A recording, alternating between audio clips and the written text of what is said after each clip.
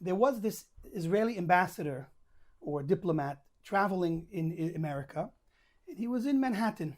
And as he's walking around in Manhattan, he noticed a fight breaking out. And as he takes a closer look, he sees that there's actually mismatched. There's a number of people fighting one person. It was obvious from his perspective that one of the people looked like he might have been Jewish. And there was a few guys fighting against him. And what was odd is that each one of those guys by themselves seemingly could have beat up the Jewish guy. So you had three people really attacking this person. So he decided, this is not right. I'm going to jump in and do something about it. Now, what's good about being an Israeli diplomat is it usually comes with military training, because everyone in Israel goes through the army. So he was probably able to take care of himself. And it seems so from the way the story ends, is once he jumped in, he was able to help the man, and the fight ended. So after the fight, he turns to the man and says, okay, I fought, I helped, I'm invested now. Tell me what this was all about. So the man looks at him and says, I'll tell you the truth. They insulted me and called me some names and they said I'm Jewish, and I got very, very angry, and I just had to fight back. So the Israeli's like, that's interesting. I happen to be Israeli. Let me ask you a question. What exactly made you fight back? Why did you fight back? Why didn't you, you were outnumbered, they were stronger than you. Why didn't you just, walk on your way? So he said, I'm proud to be a Jew. And, I felt that if I have to fight back, you have to stand up for what you believe in, what you're proud of. And I had to, as a Jew, stand up against him, no matter, even if it meant getting beat up. So the diplomat continued and asked, well, let me ask you something. What exactly are you so proud of being Jewish? What are you proud about being as a Jew? So the man began to think to himself. He started to try to talk in stammering and mumbling. And in the end, he couldn't really express clearly any one thing about being Jewish that he was proud of. And ultimately, it came out that he didn't know. And I think this story is a powerful story, and its message is very important for us to understand. Why did he fight back? And why couldn't he express why he felt like fighting back? So I think if we appreciate, a Jew goes through many different phases in life, and at the same time over the history of the Jewish people. When you take a modern Jewish person living in New York, successful, very, very secular-minded, secularly educated, he might not practice the religion at all. He might not have any connection with the customs of his father or grandfather. But sometimes, and again, this is not always, sometimes there's some type of feeling inside that he knows that he's a Jew and he knows that he's different. Where that feeling comes from, we would say, is the neshama, the soul. Since his soul, deep down inside his which is really his essence, identifies with his Jewishness, so no matter how secular he is, and no matter that he doesn't have any of the customs of his ancestors, when he's pushed against the wall, so to speak, so that inner essence fights back. And his Jewishness had to come out and had to fight, because the Jewishness within us never dies. That part of us never dies. That's why we are, in fact, called the eternal people. We might fall. It might look like we've died out, but we always come back. We come back strong, and even stronger than we were before. Not too long ago in American history, well, in Jewish history, it looked like we were going to be down for the count. The Nazis really tried to uproot us and destroy us, or at least harm us in a way that we may have never been able to recover. And it's miraculous in that in such a short period of time, Judaism and the Jewish people are flourishing and reached levels that we haven't seen for ages. Judaism and the study of Torah hasn't been stronger than it is today for so long. So when it looked like almost 50 years ago we were out for the count and we would never be able to recover, we've recovered in a way that nothing will ever stop us. We're on this last lap to the finish line, and we're as strong as we've ever imagined, as strong as we've ever been. And that's the Jewish story, and that's the story of Purim. This story of Esther, an orphan girl that grew up without her parents, in a time and place where the Jews seemed also to be like a forgotten people. They weren't as in touch with their heritage. They certainly weren't as in touch with Jewish observance as they were in the past when they lived in Jerusalem and Israel with the Beit HaMikdash, with the service in the Beit HaMikdash, with the study of Torah, with sovereignty in their land. Here they were a scattered people all across the world in exile, subjected to the influences and of their environment. And from the very story itself, we see from the first few words of the Megillah that the Jews were very much after social acceptance. They actually went to a party that was celebrating the non-redemption of the Jewish people from exile, the non-rebuilding of the Beit HaMikdash that was promised in 70 years. So you have Jews that were at this party, which was really went against the very essence of who and what they were. And the biggest crime of being there, you might say they had to be there, just like we have in today's world, different Jews in different countries where they have to show loyalty to the government and to the people where they are in order not to be persecuted, not to be singled out. So you might justify that they had to be there. But when asked why the Jews of Purim had to suffer so much and had to specifically have this decree of death over their heads, the answer given was that they enjoyed that party. And one should be shocked. How could they enjoy a party that's very purpose was to make fun of and celebrate the fact that God abandoned his people and did not fulfill his promise to redeem them? How do you enjoy a party like that if you're one of those people? So that's really getting to the story of this man.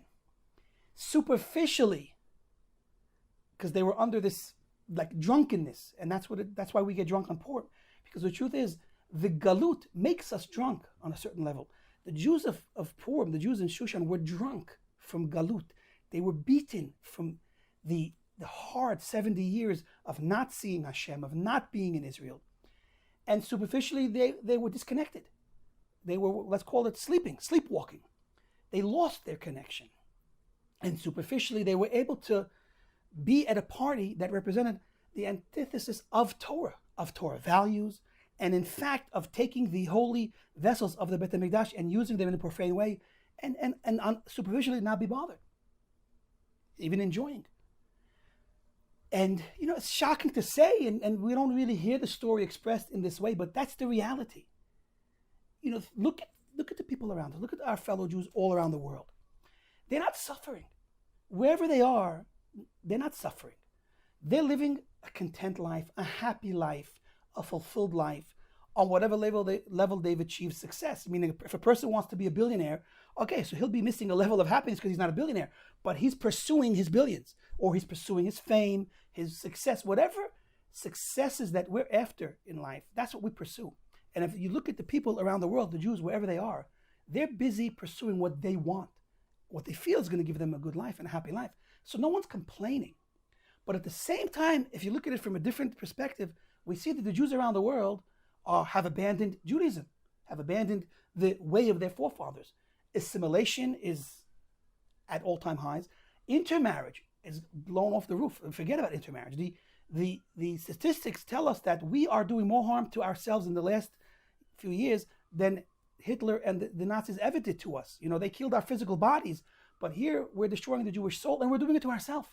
And I know that's also hard to say and hard to accept. But ultimately, the Purim story teaches us otherwise. Because again, as I started off saying, this is all externally. Inside, deep inside, the Jewish soul and the Jewish heart never dies. It just goes through these difficult moments. Let's look at Esther for a moment. Esther is really our story. She was an orphan girl, didn't have the life that when we think of the beautiful Jewish life. The Gemara and Midrash actually connects Esther with Sarah Imenu. When we think of Sarah Imenu, what do we think of? We think of this righteous matriarch that epitomized holiness, purity, faith, emunah, like a walking angel, modest. Absolutely, we would all say that for sure God walked with Esther. In fact, the Torah testifies, Vayichi, that this was the life of Sarah, Vayuchai Sarah, that all her years were years of goodness because she was attached to Hashem all her life. She was a tzedeket. The story of her life screams of God's presence. Her tent, the tent of Sarah, is in fact the prototype for the Beit HaMikdash. it's explained by our rabbis that 3 miracles that she had in her tent are what we see copied, mimicked on some level in the Beit HaMikdash. She had the Shekhinah, a cloud above her tent to represent the divine presence that was with her always. Her bread miraculously stayed fresh from week to week, and in place of that we have the showbread in the Beit HaMikdash. And her Shabbat candles stayed lit from week to week, because that represents, again, corresponding to the menorah in the Beit HaMikdash.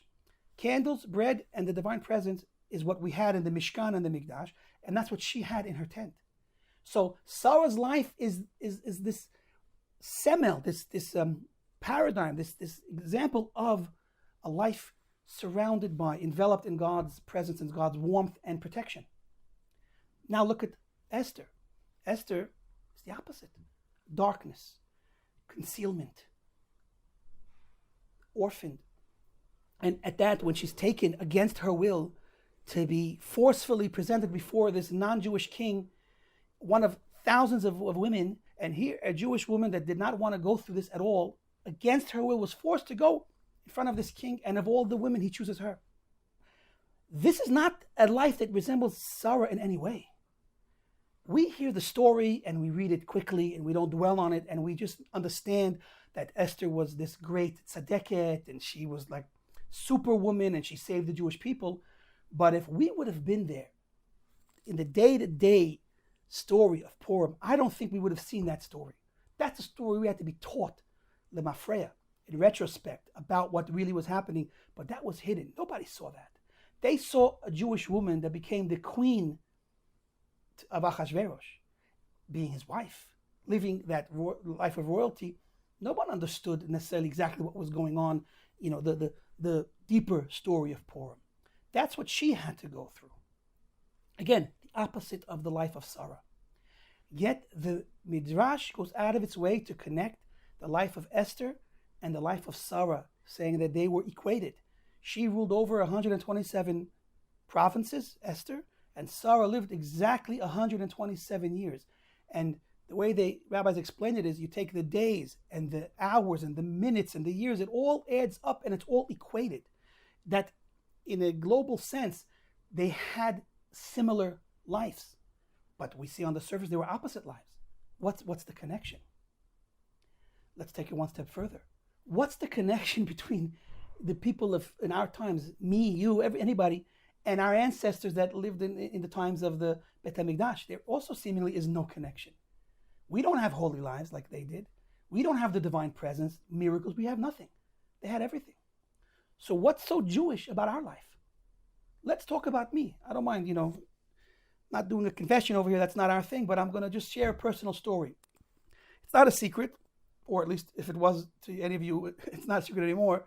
I didn't grow up religious. I grew up not religious. I grew up secular. And it's funny, I had an exposure to the Jewish religion by fluke. We went to visit my grandparents, who were also not religious Jews, of Sephardic descent. They were from Syria. We would visit them in Brooklyn. And of course, visiting Brooklyn was like going to a mini Israel, because the neighborhood that we visited was full of observant Jews. So there were me and my 2 brothers. We were close in age. I was, let's say, 6 or 7, and I have a twin brother, and my youngest brother was 2 years younger, so he was like, let's say, 5. We would come and hang out in this neighborhood, and everyone saw us. We were 3 kids walking around, obviously different from the other kids on the block because they were all religious. We weren't. Some nice man saw us and said something has to be done to help these kids. So they approached my parents and said, listen, we have an unbelievable opportunity for you. You could send your kids to this most amazing camp. They're going to have fun. They're going to play. They're going to meet kids. And it's all going to be free. And my parents took that deal. In fact, the reason I know this is because many, many years later, my brother asked my mother, because we were confused. He asked, why did you send us to a religious camp? We weren't religious. And the answer was because they took us for free. And so in doing that, this man gave myself and my brothers an opportunity to live for several summers with religious Jewish boys and to get a taste and a feel and to actually live together with them as religious Jewish boys for like 4 or 5 summers. And that had an impression on all of us. And that's probably in a big part why myself and my other brothers, actually most of us, are religious today. I must give credit to the camp. The camp was Magen Avraham. Camp Magen Avraham in upstate New York. Before Kiruv camps were popular, they took us in roughly 40 some odd years ago. And that's how I got a bit of exposure to Judaism. Now, as a, let's say, 12-year-old boy, this was at the end of my experience in this camp, at about 12 years old. So let's take that last summer. We went to camp. We got inspired. We learned. See, that was one of the final years we had learned how to read, and we had gotten more and more involved in studying. And that was like the first year that we ended up getting prizes for learning Mishnayos and learning different things by heart. That was an unbelievable accomplishment for us. We literally were, would year after year watch these boys come up and get special prizes, books for all of the Mishnayos they learned by heart and all of the things they accomplished. And we would always just watch. And finally, by the time we reached 12, we were also able to learn the Mishnayos and the different psukim that we had to memorize, and got also different books as presents. So we were doing great, Baruch Hashem, on some level. But after you leave camp, guess where we went? We went to a public school. Public school was full of a different environment, different interests, different influences. And so the result was that battle, back and forth, battling, back and forth. In the end, we grew up secular. But there was that stayed with us, that stayed in the back of our minds, and somewhere in our hearts, it never left us. And I'll tell you, in that struggle, because we came inspired every once in a while, we said, we're going to keep kosher, we're going to keep tzitzit on, we're going to wear a yarmulke. Imagine 12-year-old boys in a public school in Miami Beach wearing a yarmulke. That didn't last long, but we tried. The kashrut didn't last long, but we tried. I still remember years later when we were in our teens, 16, 18, somewhere around there. That's already when you're an adult and you're just living how you want to live. And of course, we had completely dropped any type of religious practice at that point. There was still one thing I never brought myself to do. As far as I recall, this is something I wouldn't do, because I felt this was chutzpah. Shaving on Shabbat. I said to myself, you got 6 days to shave. I'm going to specifically come and shave on Shabbat. So with all of the things we weren't keeping and all of the things that we were doing that we weren't supposed to, for some reason, shaving on Shabbat was something I couldn't bring myself to do. Where did that come from? What was that? That's the fight. That's the same story of this man fighting because he's a Jew. He doesn't even know why he's fighting, but he's fighting because he's a Jew. And that was me fighting. And that's everyone out there in their own way trying to hold on to something. They're fighting because, again, the soul in us will never die. It's fighting and fighting and fighting, and sometimes that fight reaches a point where it expresses itself, and that's a victory. I think that this is the fight of Purim, the fight of Esther. She had a rough life, a hard life. It did not look glorious. It did not, no glamour. It didn't seem so holy. And I doubt if everyone recognized her as the tzedekah that we call her today, because that was all hidden. And so too, as we each go through our day-to-day fight to stay alive. Physically, we have to stay alive physically, but more so spiritually. It may look like a losing battle, but if you're in the battle, you're winning. And that's the fight. The fight of Purim is our fight today to remain loyal. Just want to connect. My mother, Alav Shalom, her name was Esther, and Baruch Hashem, we have several girls named Esther. There was a time where it didn't seem like that would be the end of our story. And of course, our story is not over. Hopefully it'll continue, because the Jewish story, it would never end. It will continue. The Jewish story is a forever story. Before leaving Brooklyn, again, we originally were from Brooklyn. We moved to Florida. But before leaving Brooklyn, my mother had an aunt. Now, she came from a semi-traditional family. And in those days, there were some of our relatives that were more connected with maintaining the Jewish tradition. One of our aunts, I guess one of my great aunts, one of my mother's aunts, tells my mother before we leave for sunny Florida, the good life, that if you leave Brooklyn, I'm telling you now, your children, your boys will all marry out of the faith. They will all marry non-Jewish women. Now, that did not cause my mother to change her mind, but that stayed with her, and it never gave her any rest. When we were in fact living in Florida and growing up as teens and young adults, she cried many tears, many, many, many tears. Her story was not a pretty story. She suffered, and she cried many, many tears for us. And she couldn't explain to us why. We grew up very rational, non-affiliated. So my brother on one occasion is like, explain me, what's the big deal?